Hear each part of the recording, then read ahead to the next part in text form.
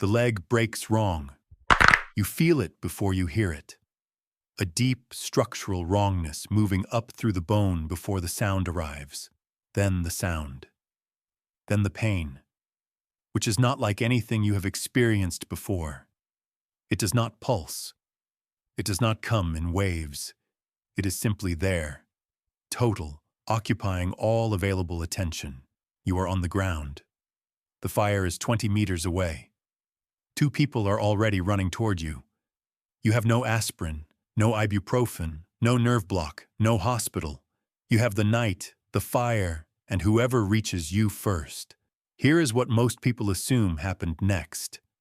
Nothing. Ancient humans endured. They gritted their teeth and waited it out.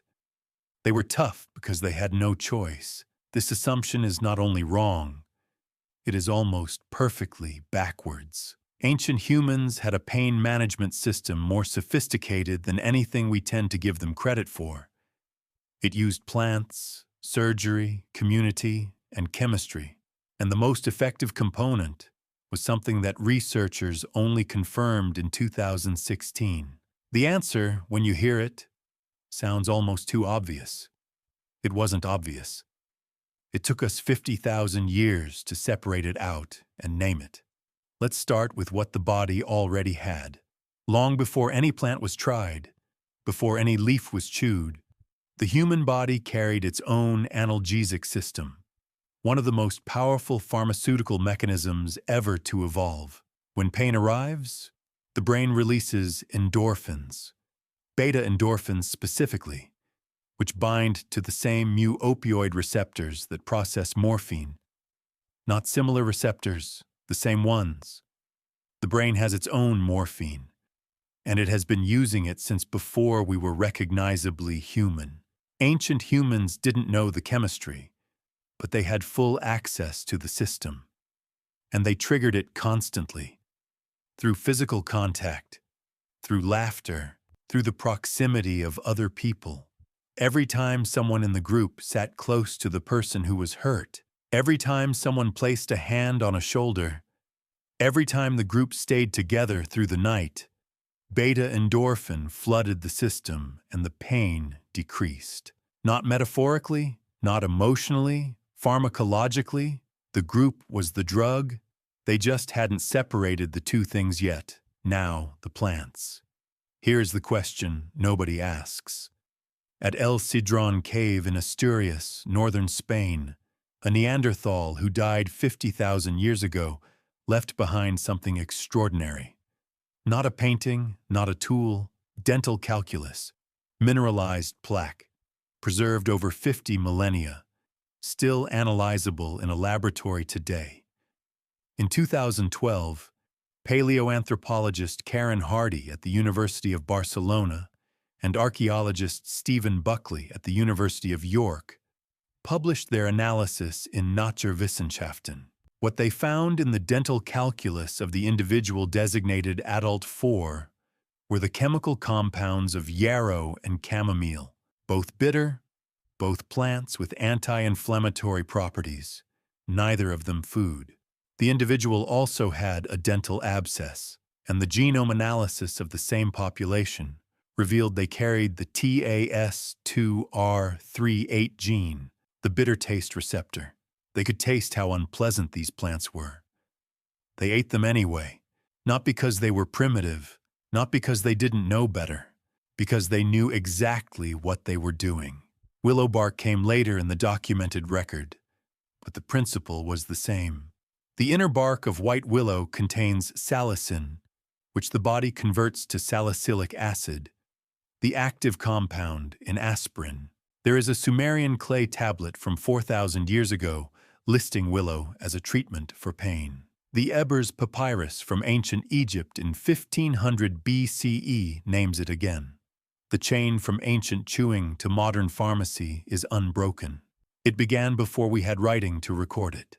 Michael Huffman at the Kyoto University Primate Research Institute documented something in 1987 that reframes the entire question of where plant medicine began. He was observing chimpanzees in the Mahale Mountains of Tanzania when a female chimpanzee named Chausiku clearly did something he had never seen before. She walked to a specific tree, Vernonia amygdalina, locally called bitter leaf, the kind livestock were known to avoid, stripped the bark, and chewed the exposed pith. Not the fruit, not the leaves, the bitter inner pith. Her parasite load dropped by nearly 90% within 24 hours. Huffman published in Primates in 1989 and later isolated more than 14 antiparasitic compounds in the plant. The behavior was not random.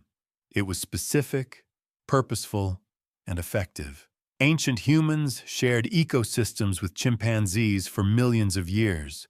The observation of animal self-medication predates pharmacology by an almost incomprehensible stretch of time.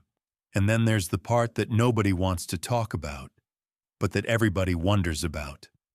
Trepanation, the deliberate drilling of a hole in the living skull, performed with stone tools across every inhabited continent for at least 12,000 years.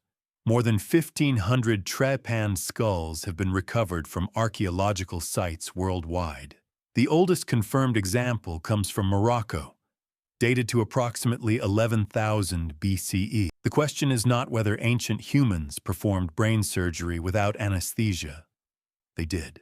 The question is what they used for the pain. We do not know. The evidence does not survive in the record. What does survive is the evidence of the patients. The healed edges of the holes, rounded bone regrown over months of recovery, indicate that many of these individuals lived long after the procedure. A 2018 study in World Neurosurgery examining Bronze Age trepanned skulls from Italy found a survival rate of approximately 79.3%. They were not just performing the surgery. They were managing what came after it. Something helped. We do not know what. Sit with that for a moment. At Shanidar Cave in Iraqi Kurdistan, Ralph Selecki of Columbia University excavated a burial between 1957 and 19 that changed how researchers understood Neanderthal society. The individual now designated Shanidar 1 was male, middle-aged, with a crushed left eye socket that had healed, a withered right arm, and multiple healed rib fractures. He could not have hunted. He could not have fully cared for himself. He survived to middle age in a world where survival required constant physical function. The only possible explanation is sustained group care, food brought to him, injuries managed over years. His presence in the group maintained not because he was useful in the immediate physical sense, but because the group chose to keep him. The flower burial associated with Shanidar 4, where pollen from 8 medicinal plant species was found clustered around a burial, remains contested, with a 1999 analysis by anthropologist Jeffrey Summer suggesting the pollen may have been deposited by burrowing rodents rather than placed intentionally. The pollen debate is real and honest, but Shanidar 1 is not contested. The healed bones speak without interpretation. Someone brought him food. Someone treated his arm. Someone stayed. Here's what stays with me about all of this. The Oxford Research Group studying pain tolerance and social networks published findings in scientific reports in 2016. The study confirmed what seems intuitive, but had never been directly measured, that the size of your social network is a direct predictor of your pain tolerance. Not your strength, not your stoicism, your connections. The mechanism is beta endorphin. Social contact triggers it, and pain tolerance rises as a measurable consequence. Ancient humans lived in groups of 20 to 50 people. They slept close. They touched constantly. They sat around fires together every night. They were, by the measure of this mechanism, bathed in endorphin almost continuously. Their social structure was not incidentally helpful for pain management. It was the most effective analgesic system ever evolved, running at full capacity, all the time. Not because they were primitive, Not because they had no alternative, because they had stumbled over millions of years into the exact arrangement of human life that most effectively reduces suffering. They found plants that worked. They found each other. And it turned out those two things were not very different. Every time you reach for someone's hand when something hurts, in a hospital, in a waiting room, in the dark, that is not instinct. That is chemistry. 50,000 years of it, at minimum. The group was always the drug. Ancient humans just hadn't separated the two. If this one stayed with you, subscribe. Every video on this channel covers something ancient humans did without a specific thing we use without thinking. And the answer is almost always more sophisticated than anyone expects.